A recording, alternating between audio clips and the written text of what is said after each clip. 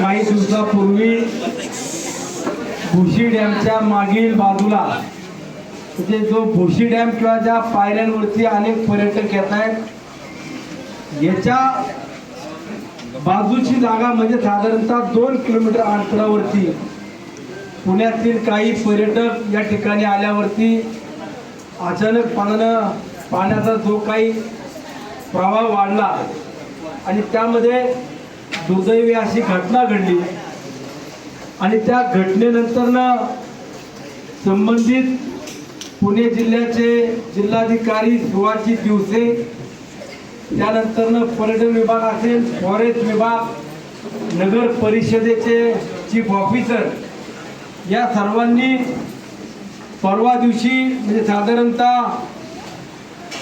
आज बुधवार, मंगळवार, सोमवारी सकाळी येऊन दुपारच्या वेळेपर्यंत मला वाटतं साधारणतः 4-5 वाजेपर्यंत पाहणी केली आणि अचानकपणानं मंगळवारी सकाळी या ठिकाणी सर्व बांधकाम माझ्या दुकानदारांनी जे काही पत्र्याचं शेड उभं करून आपला रोजीरोटी सुरू होती ते सगळं तोडायचं काम केलं. मी पहिल्यांदा पुणे जिल्ह्याचा जिल्हाधिकारी सुहास दिवसे यांचा जाहीर निषेध करतो. कुठल्याही प्रकारची माहिती किंवा कुठलाही कालावधी न देता जी काही कारवाई केली ही कारवाई करत असताना प्रत्यक्षात माहिती घ्यायला पाहिजे होती किंवा आपण कारवाई करत असताना जिथं घटना घडली त्या घटनेचा किंवा त्या ठिकाणचा आणि या भोशी डॅमच्या पायऱ्या किंवा या परिसराचा काही संबंध आहे का हे देखील पाहिलं नाही, कुठलाही विचार केला नाही आणि येऊन डायरेक्ट आदेश दिले. आणि काल साधारणतः 10-11 वाजता काही वेळेस आम्हाला 10 वाजता सुरुवात केली ना कारवाई, 7-8 वाजता 10 वाजतापर्यंत आम्हाला माहिती मिळाली या भागामध्ये कारवाईला सुरुवात केली.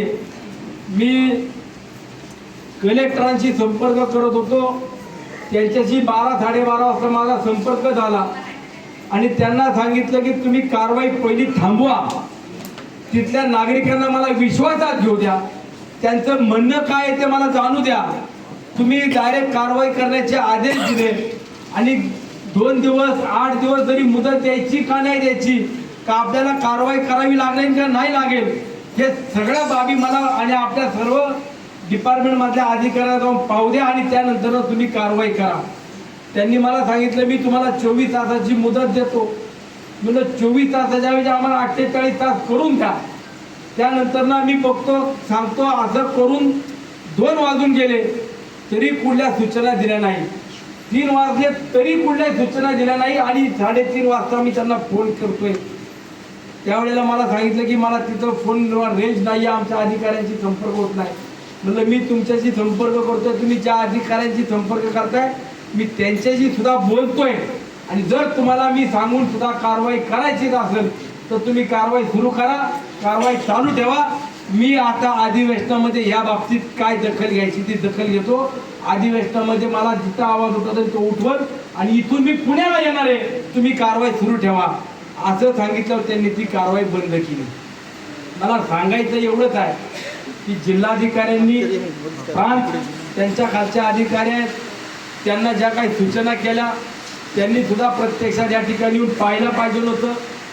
चीफ ऑफिसर सीओ यांनी सुद्धा बिना आखलेसारखं काम जे काय केलेले त्यांना सुद्धा माझं सांगणे की तुमच्या मालकीची जागा कुठली आहे, नगरपालिकेच्या हद्दीतली जागा कुठली आहे, रेल्वे विभागाची जागा कुठली आहे किंवा धरण क्षेत्रातली जागा कुणाच्या मालकीची आहे याचा सुद्धा आपण सर्वप्रकारे अभ्यास करायला पाहिजे होता. आपण तो देखील पाहिले नाही. आपल्या बापाची मालमत्ता आहे किंवा आपल्या हातात कायदा आहे या पद्धतीने जो काय मजुरी केली तुम्ही तर चीफ ऑफिसर पुढे चीफ ऑफिसरला बोलवा,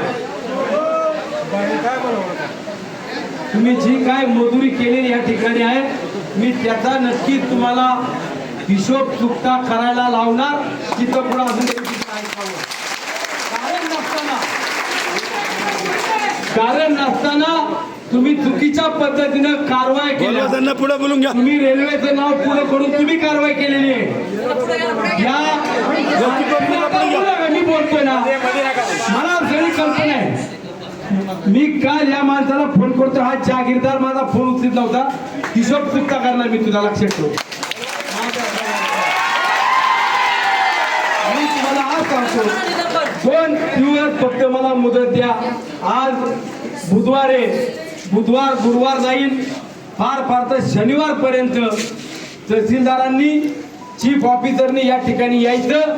2 दिवसाच्या आत मार्किंग करून द्यायच्या. मी सगळ्यांना विनंती पण केलेली आहे, जे भिंतीला लागून तुमचं बांधकाम असेल किंवा भिंतीला लागून वरती जे काही स्टॉल आहेत ते वरचे 2-3 स्टॉल तिथले काढायचे, पण बाकीचे खालचे जे स्टॉल आहेत ना ते सगळे स्टॉल बांधायला नगरपालिकेने किंवा सुनील शेळकेनी सगळे पत्रे, अँगल आणि कॉन्क्रीटचं अख्खं मटेरियल यांना मोफत द्यायचं.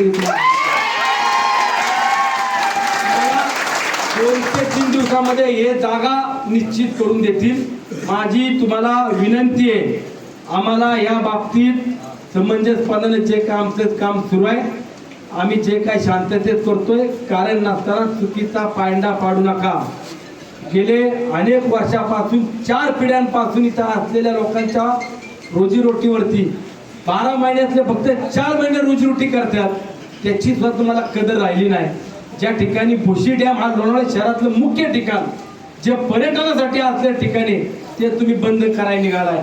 याच्या मागचं षडयंत्र काय असेल, कुणाला जागेवरती कुणाला कॉन्ट्रॅक्ट घेऊन काय ताबा मिळवायचा असेल तर तुम्हाला सगळ्यांना सांगतो, तुम्ही फक्त माझ्या मागे उभं राहायचं, पुढं काय करायचं मी करायला पाहिजे. आपण कुठल्याही प्रकारे भयभीत होऊ नका. तुमचं जे काय नुकसान झालं, मला जर नुकसान झालं असेल त्याच्यात जर काय अधिकची मला मदत करता येईल तर मी करीन, परंतु तुम्हाला जे काही स्टॉल उभे करायचे त्याकरता लागणारे पत्रे असतील, अँगल असेल, जे काय मटेरियल लागेल तेवढं मटेरियल मी तुम्हाला 2 दिवसामध्ये पोहोचतो.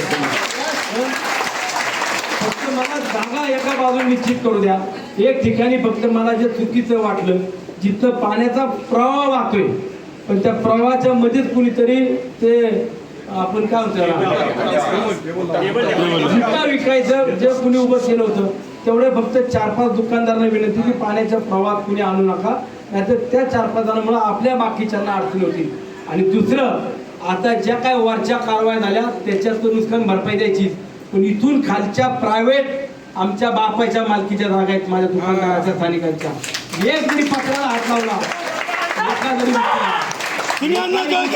हात लावायचा नाही.